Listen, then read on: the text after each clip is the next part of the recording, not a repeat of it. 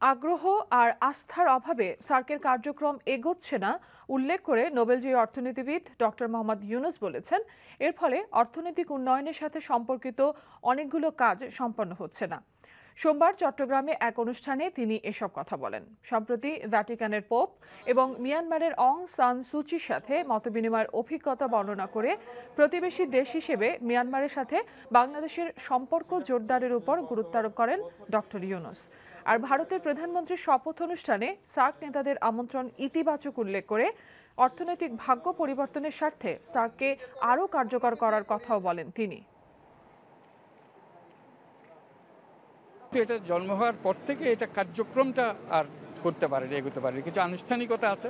আমরা যে একটা রোড নেটওয়ার্ক, সেটাও আমরা খুব বেশি দূর অগ্রসর হতে পারি নাই।